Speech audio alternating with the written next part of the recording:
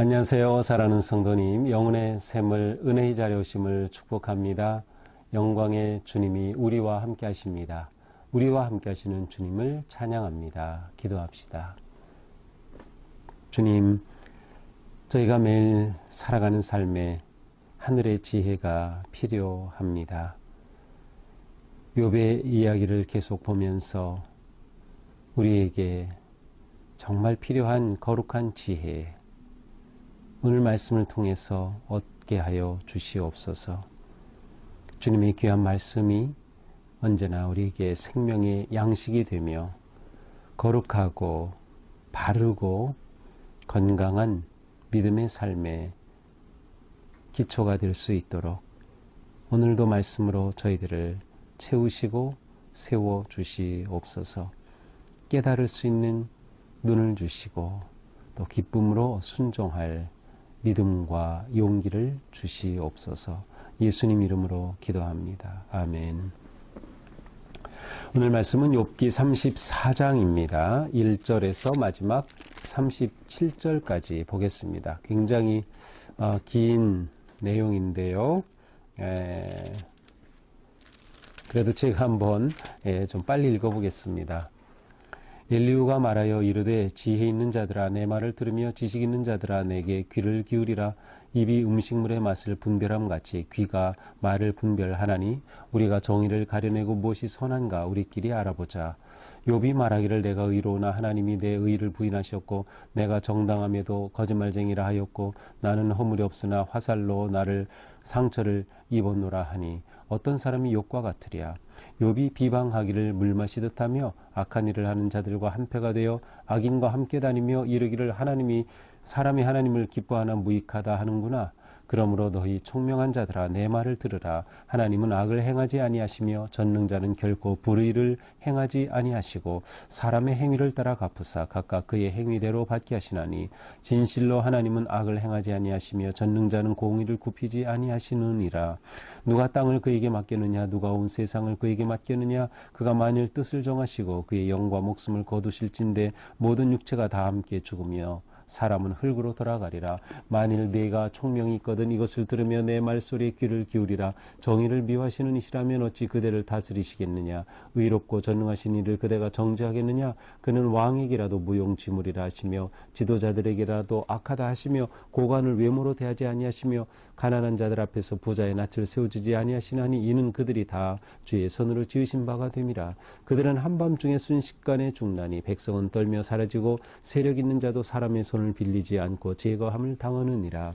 그는 사람의 길을 주목하시며 사람의 모든 걸음을 감찰하시나니 행악자는 숨을 만한 흑암이나 사망의 그늘이 없느니라. 하나님은 사람을 심판하시기에 오래 생각하실 것이 없으시니 세력 있는 자를 조사할 것 없이 꺾으시고 다른 사람을 세워 그를 대신하게 하시느니라. 그러므로 그는 그들의 행위를 아시고 그들을 밤사이에 뒤집어 엎어 흩으시는도다. 그들을 악한 자로 여겨 사람의 눈앞에 치심은 그들이 그를 떠나고 그의 모든 길을 깨달아 알지 못함이라. 그들이 이와 같이 하여 가난한 자의 부르짖음이 그에게 상달하게 하며 빈궁한 사람의 부르짖음이 그에게 들리게 하느니라. 주께서 침묵하신다고 누가 그를 정죄하며 그가 얼굴을 가리신다면 누가 그를 배울 수 있으랴. 그는 민족에게나 인류에게나 동일하시니 이는 경건하지 못한 자가 권세를 잡아 백성을 올가매지 못하게 하려 하심이니라. 그대가 하나님께 아뢰기를 내가 죄를 지었사오니 다시는 범죄하지 아니하겠나이다. 내가 깨닫지 못하는 것을 내게 가르치소서. 내가 악을 행하였으나 다시는 아니하겠나이다 하였는가. 하나님께서 그대가 거절한다고 하여 그대의 뜻대로 속전을 지르시겠느냐. 그러면 그대가 스스로 택할 것이요 내가 할 것이 아니니 그대는 아는 대로 말하라. 슬기로운 자와 내 말을 듣는 지혜 있는 사람은 반드시 내게 말하기를 욥이 무식하게 말하니 그의 말이 지혜롭지 못하도다 하리라. 나는 욥이 끝까지 시험받기를 원하노니 이는 그 대답이 악인과 같음이라. 그가 그의 죄에 반역을 더하여 우리와 어울려 손뼉을 치며 하나님을 거역하는 말을 많이 하는구나. 아멘. 자, 오늘 말씀은 엘리후의 발언입니다. 자, 오늘 우리가 34장인데요. 32장에서 엘리후가 등장하죠. 그래서 엘리후의 발언이 모두 4번 나옵니다. 그 중에 오늘 34장은 엘리후의 두 번째 발언입니다. 엘리후는 모든 욥의 친구들 세 친구보다 나이가 가장 어렸고요. 그래서 그 당시에 관습에 따라서 어른들이 나이가 많은 사람들이 말할 때 그는 끝까지 아무 말 하지 않고 기다렸습니다. 어떻게 보면 아주 지혜로운 거죠. 그리고 이제 그들이 모두 말을 마치자 드디어 엘리후가 말을 하기 시작합니다. 엘리후의 말은 세 친구들에게 또 욥에게 하는 말이고 또 어제 본문 33장은 친구들에게 하는 말이지만 오늘 본문에서는 또한 내 말을 지혜 있는 자들아 이렇게 복수로 되어 있어서 어제와 오늘 똑같이 다 욥과 동시에 세 친구들에게 하는 말로 볼 수도 있습니다. 물론 이제 이것은 욥에게 하는 거다라고 해서 욥이라고 하는 이름을 구체적으로 명시하기도 하지만 사실은 세 친구에게 다 해당하는 말로 볼 수도 있겠죠. 자, 엘리후는 다른 세 친구들보다는 훨씬 하나님에 대한 지식이 깊습니다. 그리고 하나님에 대한 그의 깊은 이해로 욥을 책망도 하고 또 세 친구, 사실은 자기보다 나이가 월등히 많은 친구라고 할 수 있을지 모르겠는데 그들을 역시 책망까지 합니다. 물론 그렇다고 해서 엘리후가 의롭다, 가장 지혜롭다라고 딱 단정 지을 수는 없지만 그래도 다른 세 친구들보다는 훨씬 지혜로운 그러한 말을 하는 엘리후입니다. 물론 보는 관점에 따라서는 다릅니다. 제가 보는 또 다른 참조하는 그러한 그 책에서는 엘리후를 계속해서 다른 세 친구와 전혀 다를 바 없는 그러한 친구로 해석하기도 하지만 저는 가만 보면 그래도 엘리후가 다른 세 친구들보다는 훨씬 더 지혜 있는 또 깊이 있는 말을 한다라는 생각이 듭니다. 자, 그래서 이제 엘리후가 말하죠. 지혜 있는 자들아 내 말을 듣고 지식 있는 자들아 내게 기울이라. 그래서 자기가 말할 때에 음식을 입으로 맛보듯이 너희의 귀가 이 말을 분별해서 들어라 라는 것이에요. 그래서 우리가 정의를 가려내고 무엇이 선한가 우리끼리 알아보자. 내가 이제 말할 테니 너희가 지혜로서 분별해 봐라 라고 말하죠. 자, 5절부터 이 욥에 대해서 말합니다. 욥이 이렇게 말했다는 거죠. 욥이 말하기를 내가 의로우나 하나님이 내 의를 부인하셨다. 자, 욥은 지금 계속해서 보니까 자기가 의롭다고 말해 왔다는 거죠. 또한 욥이 말하기를 자기는 정당하다. 자기는 거짓이 없다. 실제로 욥은 자기가 어떻게 살았는지 자신의 삶을 그대로 다 얘기했죠. 그래서 이렇게 자기 자신의 선함을 악하지 않음을 계속 말했는데 이거 다 하나님을 속인 것이라고 말하고 있어요. 거짓말쟁이라 했다. 그것은 하나님을 속이는 거예요. 비방했다는 거예요. 욥이 하나님 비방하기를 물 마시듯 했다라고 말합니다. 또한 욥이 악한 자들과 한패가 되었다. 8절에 또 악인과 함께 다녔다. 이르기를 사람이 하나님을 기뻐하나 무익하다 하는구나. 하나님을 기쁘시게 해 본들 다 무익하고 아무것도 아니구나 라고 말했다는 거죠. 엘리후는 욥에 대해서 욥은 하나님에 대해 바로 이러한 잘못을 저질렀다라는 것을 지금 욥에게 말하고 있는 것입니다. 너 죄가 없다 했지. 그럼 너 정말 죄가 없어? 너 악한 자들과 한패가 되지 않았어? 너 하나님을 조롱한 것이 아니야? 너 하나님께는 의롭게 받자 다 무익하다. 또 그거 정말 옳은 거야? 라고 하면서 욥의 발언에 대해서 그것이 하나님 앞에 불의함을 지적하고 있습니다. 우리는 제3자 입장에서 볼 때 욥의 발언은 한편으로는 옳아요. 왜냐하면 하나님이 그를 의롭다고 인정하신 거로부터 출발했기 때문이죠. 하지만 또 한편으로는 사실 하나님 앞에서 의로운 사람은 또 없어요. 그러므로 엘리후의 이 발언은 욥에 대한 정죄이면서도 한편으로는 또 맞는 말이기도 합니다. 그러나 중요한 것은 항상 그렇듯이 그가 욥에 대해 말하면서 그 마음에 욥을 이해하고 품어주려는 그러한 마음은 나타나지 않는 것 같습니다. 자, 10절. 이제부터 엘리후는 자신이 이해하고 있는 하나님에 대한 지식을 근거로 해서 말합니다. 그러므로 너희 총명한 자들아 내 말을 들으라. 하나님은 악을 행하지 아니하시며 전능자는 결코 불의를 행하지 아니하신다. 자, 하나님은 항상 의로우시다라고 하는 큰 전제를 딱 선언합니다. 이것은 맞는 말이죠. 하나님은 언제나 의로우십니다. 하나님이 불의하실 수는 없어요. 자, 그런데 11절 보면 하나님은 의로우시기 때문에 어떻게 하셔요? 행위를 따라 갚으셔요. 그렇습니다. 사람의 선행에 대해 하나님은 그것을 칭찬하시고 또 악행에 대해 그것을 벌하시고 하나님은 사람의 행위에 따라 갚으신다는 겁니다. 진실로 하나님은 악을 행하지 아니하시며 전능자는 공의를 굽게 하지 아니하신다. 하나님은 정의로우시고 바른 분이시기 때문에 불의한 것을 받아들이지 아니하시고 의로운 것을 굽게 하지 않으신다는 거예요. 이것은 맞는 말이죠. 자, 그러나 욥에 대해서 맞을까요? 이것은 우리가 계속 질문을 해봐야 돼요. 자, 그 다음 13절 누가 땅을 그에게 맡겼느냐? 하나님께서 온 세상을 다스리신다는 거예요. 하나님께서 뜻을 정하시면 누구도 그 앞에서 그것을 거역할 수 없는 겁니다. 영과 목숨까지도 다 거두어 가시고 육체는 그 앞에 아무것도 아닌 흙으로 돌아갈 뿐이다. 하나님의 주권을 지금 말하고 있어요. 하나님의 주권에 대해서는 욥도 계속 고백했던 것이죠. 하나님의 주권 그리고 하나님의 의로우심 이것은 누구나 다 인정할 수 있는 그러한 바른 지혜의 말입니다. 그러면서 하나님은 이렇게 의로우시기 때문에 16절 이하에서는 그 의로우신 하나님이 하신 모든 것들 다 사람이 어찌할 수 없다는 거예요. 하나님의 의로우신 또한 하나님의 다스리시는 그러한 주권적인 하나님의 능력으로 일을 하시기 때문이죠. 그래서 정의를 미워하시는 일이라면 어찌 그대를 다스리시겠느냐? 의롭고 전능하신 일을 그대가 정지하겠느냐? 그러므로 하나님이 정의를 미워하시는 하나님이야? 아니지. 그렇죠.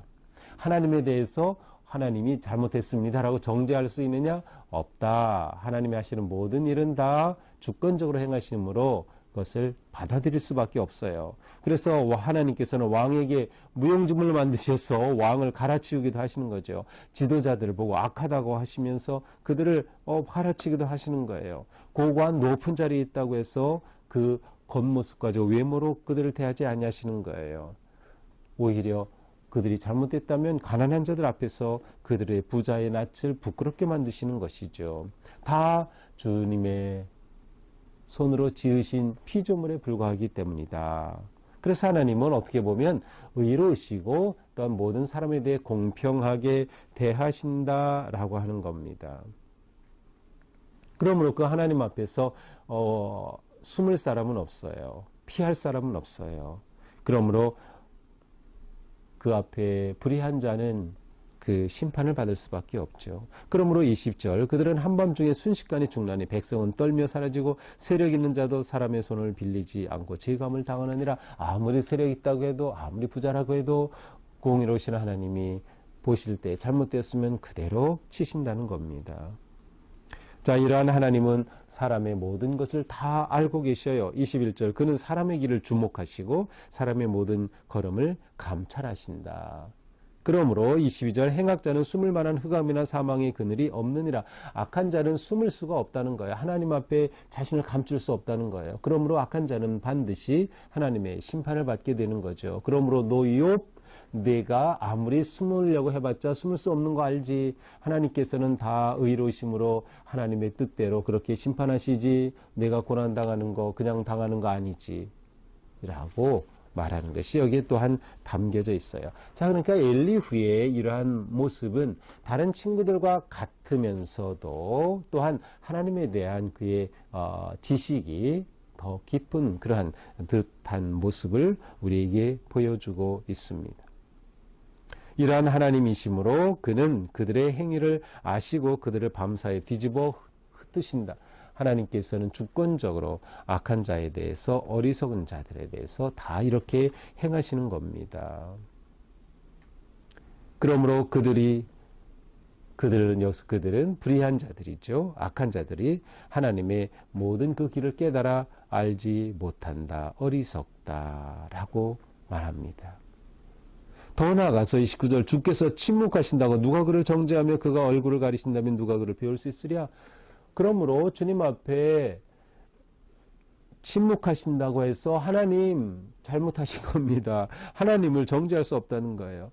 하나님께서 얼굴을 가리시고 아무것도 보여주시 않는다고 해서 하나님이 불의하시다, 하나님이 불공평하시다라고 할 수 없다는 거예요. 하나님은 모든 것의 주권자가 되시기 때문이죠. 그러므로 욥이 하나님 앞에 왜 대답을 안 해주십니까? 라고 그렇게 하는 것이 옳지 않다라는 거예요. 그냥 내가 하나님 앞에 그렇게 할 수 없다. 하나님은 너무도 크신 분이기 때문에 그냥 내가 이 모든 걸 그냥 당해야 돼 라고 하는 것이 엘리후의 입장입니다. 더 나아가서 엘리후는 이러한 욥에게 회개를 촉구합니다. 31절 그대가 하나님께 아뢰기를 내가 죄를 지었사오니 다시는 범죄하지 아니하겠나이다. 너 이렇게 해야 되지 않았어? 그래서 그대라고 이제 번역했는데 사실은 욥이 나이가 훨씬 많죠. 이 엘리후보다. 그러므로 어르신은 세 번역에서는 이 욥을 아주 높이면서 어르신께서는 뭐 이런 식으로 번역해 나왔어요. 그래서 그대는 어르신께서는 욥에 대해 하는 말이죠. 하나님께 이렇게 죄를 지었다고 회개해야 하지 않겠습니까? 죄를 인정해야 하지 않겠습니까? 욥의 무지, 자신의 죄도 알지 못하는 욥의 무지를 지금 들춰내고 또 정죄하려고 하는 것이죠. 내가 깨닫지 못하는 것을 내게 가르치소서, 제가 모르고 있으니 저를 가르쳐 주십시오라고 해야 되지 않겠느냐라는 것이 엘리후의 주장입니다. 결국 엘리후는 욥이 자기가 옳다고만 계속 주장했다는 거예요. 그러니 이것은 하나님 앞에 그것조차 이미 잘못이다. 회개해야 되지 않겠느냐. 돌아서야 되지 않겠느냐. 33절 하나님께서 그대가 거절한다고 하여 그대의 뜻대로 속전을 치르시겠느냐. 이 말은 하나님이 하시는 것을 내가 반대하면서도 하나님이 하시는 것에 그대로 받아들이지 못하고 왜 대답이 없으십니까? 왜 이러십니까? 라고 그렇게 하나님이 하시는 것에 대해 반대하면서도 내가 원하는 대로 하나님이 그렇게 해주시기를 바란다고? 이거 말도 안 되는 것이지 라는 말입니다. 슬기로운 자와 내 말을 듣는 지혜 있는 사람은 반드시 내게 말하기를 욥이 무식하게 말하니 그의 말이 지혜롭지 못하도다 하리라. 이것이 엘리후가 이 욥에 대해 가지고 있는 그의 가장 기본적인 생각이에요. 욥, 너 죄인이야. 너 무식해. 여기서 무식하다는 것은 이 지혜 문학에서는 지혜가 없다라는 뜻이에요. 욥, 너 지혜가 없어. 또 지혜가 없다는 것은 죄인이라는 의미도 포함이 돼요. 그러니까 욥에 대해 이것이 엘리후가 가지고 있는 기본적인 생각입니다. 너 욥이 무식하게 말하고 그는 지혜롭지 못하고 그것은 곧 그가 죄인이다. 하나님 앞에 불의하다. 그러므로 내가 이러한 상황 가운데 있는 거야. 그러므로 결국 36절에 말합니다. 나는 욥이 끝까지 시험받기를 원하노니 이는 그 대답이 악인과 같으니라. 욥이 지금까지 말한 걸 보니까 악인처럼 말하고 있어. 하나님이 하시는 것에 대해서 받아들이지 못하는 것 같아. 그러니 내가 끝까지 시험받기를 원하노라. 계속 이 시험 가운데 있기를 원하노라. 그래서 시험받기를 원한다는 것은 욥을 저주하는 거나 뭐 그런 뜻이 아니고 이렇게 계속 시험을 받아서 결국 내가 하나님의 뜻을 깨닫게 되는 그때가 오기를 바란다라고 하는 의미가 담긴 것으로 보일 수 있겠습니다. 그가 그의 죄에 반역을 더하며 우리와 어울려 손뼉을 치며 하나님을 거역하는 말을 많이 하는구나. 욥이 아직도 죄로 멈추지 않고 반역까지 하고 하나님을 거역하는 말을 많이 하고 있어. 그렇지 않습니까? 어르신이라고 말하면서 아주 욥에 대해 당당하게 이렇게 질책하고 있습니다. 자, 이 엘리후의 말을 보면 우리는 그의 말이 옳으면서도 역시 다른 친구들처럼 욥에 대해서 욥 너는 죄이냐 라고 하는 그 틀을 벗어나지 못하고 있어요. 이것이 엘리후의 한계이고 모든 친구들의 한계이고 또한 욥의 한계이기도 합니다. 하나님의 이해할 수 없는 신비로우심과 거룩하심과 크심과 다스리심 앞에 그것을 인정할 수 있는 것. 그래서 의로우신 하나님이신데 그 하나님께서 불의한 것을 그냥 보고 계시는 것 같을 때도, 아니면 의로우신 자를 오히려 고통 주시는 것 같을 때도 의로우신 하나님이라면 그렇게 하셔도 의로우시다, 이렇게까지 나아갈 수 있어야 되는 건데, 그 지점에는 미치지 못하고 있는 모습인 것이죠.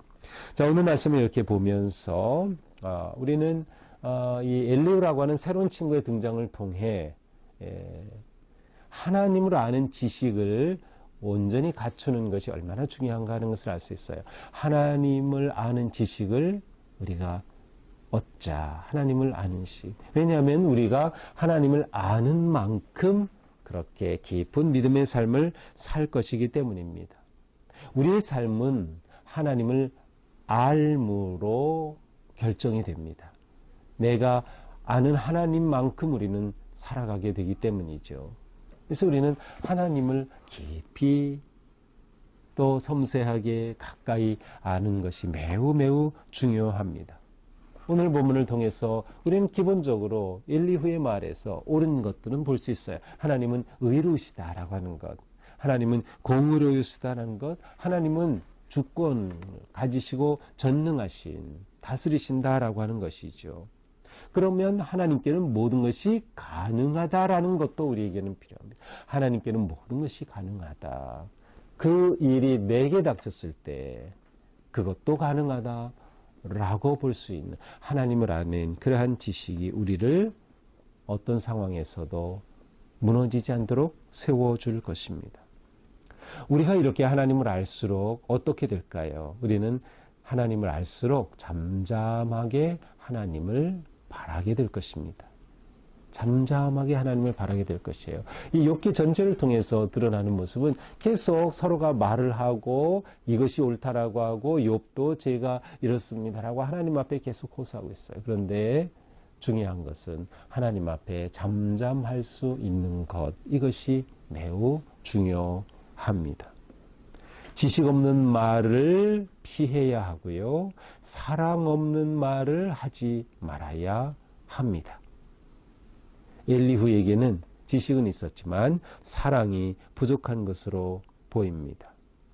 우리가 하나님을 아는 지식에 사랑의 마음을 더할 때 그것이 우리의 삶을 아름답고 거룩하고 향기로운 진정한 하나님의 자녀의 삶으로 인도할 것입니다.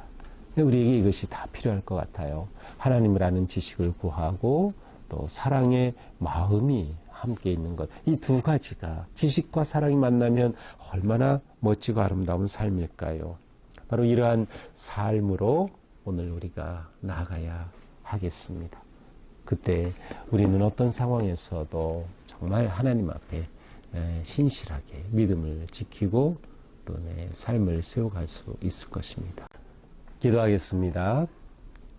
주님, 오늘 말씀을 통해서 저희들의 무지함과 부끄러움을 깨닫게 하여 주시니 감사합니다.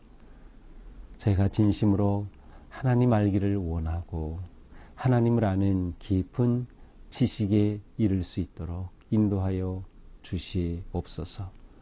우리가 하나님을 제대로 알지 못하여 저의 삶이 너무나도 부끄럽고 주님 앞에 더럽고 죄에 빠지는 일들이 많이 있습니다. 또한 저희가 하나님을 아는 지식뿐만 아니라 그 사랑의 마음이 가득할 수 있도록, 그래서 지식과 사랑이 우리의 삶에서 아름답게 어우러지는 진정한 하나님의 자녀의 삶을 살게 하여 주시옵소서. 하나님을 아는 지식과 사랑의 마음이 하나가 되어 우리의 언어가 거룩하고 우리의 생각이 바르고 우리의 행동이 하나님 기뻐하시는 거룩한 행동 되게 하여 주옵소서. 또한 우리가 위기와 어려움과 고난을 만날 때에 그 자리에서 하나님 앞에 범죄하지 않도록 인도하여 주시고, 우리가 또한 다른 사람들을 격려하고 세우며 아름답게 축복의 길로 인도할 수 있는 거룩한 자녀들이 되게 하여 주시옵소서. 오늘 하루가 우리에게 이렇게 복된 하루가 되게 하여 주옵소서. 예수님 이름으로 기도합니다. 아멘.